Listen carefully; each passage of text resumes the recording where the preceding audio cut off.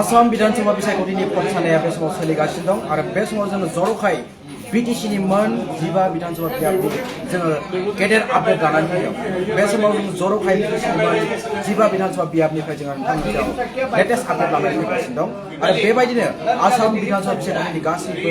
बियाबनिफ्राय 120 विधानसभा बियाबनिफ्राय जों नोंथांमोननो latest update जों बड' लाइभ 24 नि गेजेरजों नोंथांमोननो फोसावबाय थागोन आरो बे समाव जों लेटेस्ट आपडेट लानानै फैदों क'क्राझार विधानसभा बियाबनिफ्राय। क'क्राझार विधानसभा बियाबनिफ्राय जोङो बे समाव नैथि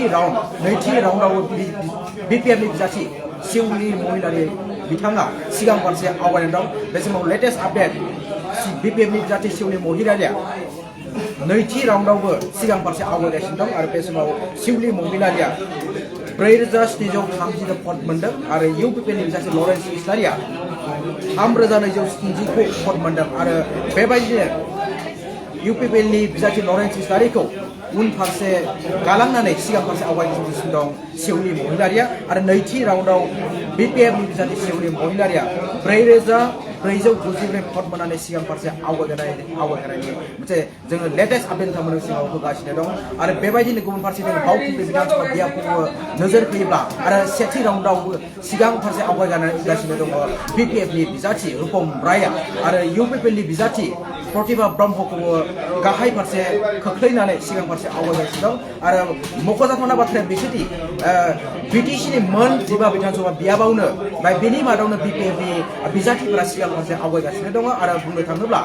उदालगुरि विधानसभा बियाबावबो बिपिएफनि बिजाथि बिहन दैमारि बिथांखौबो सिगां फारसे आवगायनो थानाय जों नुनो मोनदों आरो सेथि राउन्डआव बेबायदिनो सरन बर'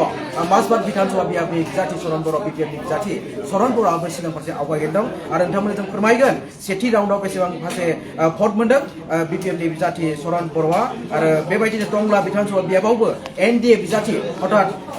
बिजेपिनि बिजाथिया 4610 भट मोननानै सिगां फारसे आवगायगासिनो दं। इउपिपिएलनि बिजाथिखौ उनफारसे खोख्लैनानै सिगां फारसे आवगायगासिनो दं। बुंनो थाङोब्ला बिटिसिनि जर'खायै मोन 12 विधानसभा बियाबाव बेबायदिनो एनडिए जुथाइ हानजा बिपिएफ बिजेपिनि बिजाथिफोरा सिगां फारसे आवगायगासिनो दङ आरो जर'खायै बेबायदिनो जोङो बिटिसिनि मोन 12 विधानसभा बियाबाव जोङो नोंथांमोननो लेटेस्ट आपडेट होगासिनो दङ आरो बे समाव बेबायदिनो जोङो नोंथांमोननो आरो लेटेस्ट आपडेट लानानै फैदों माजबाद विधानसभा बियाबनिफ्राय 47 नं माजबाद विधानसभा बियाबनिफ्राय नोंथांमोना बे समाव सेथि राउन्डनि फिथाइखौ नोंथांमोना लेटेस्ट जोङो बड' लाइभ 24 नि गेजेराव जों फोसावगासिनो दं। बे समाव नायोब्ला सेथि राउन्डआव बिपिएफनि बिजाथि सरन बर' बिथाङा 4195 भट मोननानै सिगां फारसे आवगायनानै दङ आरो बेबायदिनो इउपिपिएलनि बिजाथिखौ उनफारसे खोख्लैनानै माजबाद विधानसभा बियाबनि बिपिएफनि बिजाथि सरन बर' बिथाङा सिगां फारसे आवगायनो दं। सरन बर' बिथाङा 160 भट मोननानै सिगां फारसे गोख्रोङै आवगायगासिनो थानायखौ जों नुनो मोनदों आरो बेराफारसेथिंजाय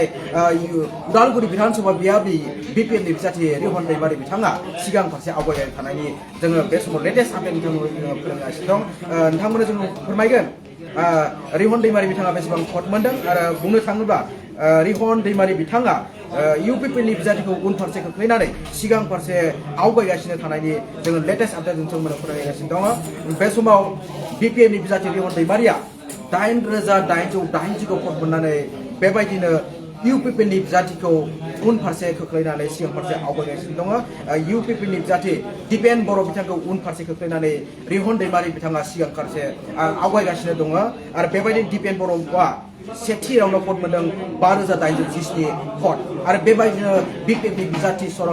बिपिएफनि बिजाथि उदालगुरि विधानसभा बियाबनि बिपिएफनि बिजाथि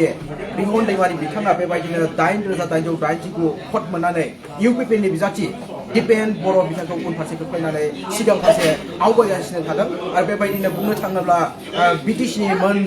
12 विधानसभा बियाब एनडिएनि बिजाथिफोरा बेबायदिनो सिगां फारसे आवगायगासिनो थानायखौ जोङो नुनो हादों आरो बेबायदिनो क'क्राझार विधानसभा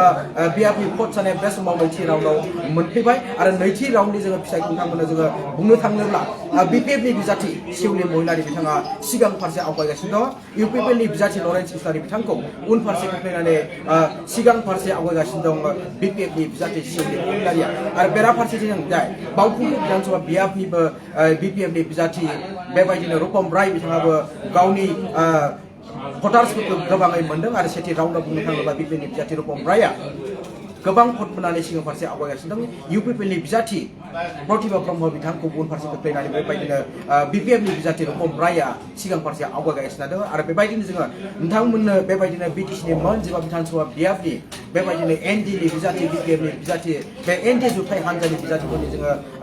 बे समाव सेथि राउन्ड आरो नैथि राउन्डनि जोङो लेटेस्ट आपडेट नोंथांमोननो फोरमायगासिनो दङ आरो बेबायदिनो नोंथांमोननो जोङो गोख्रोङै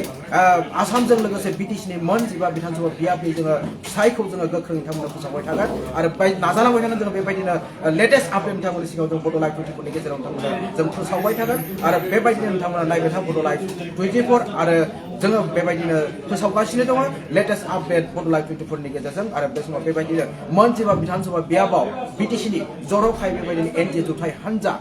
हठात बिपिएफ दोलोआ बेबायदिनो सिगां फारसे आवगायगासिनो थानायखौ जोङो लेटेस्ट आपडेट बड' लाइभ 24 नि गेजेराव फोसावगासिनो दङ आरो बेराफारसेथिं टंला बिधानसभा बियाबावबो बेबायदिनो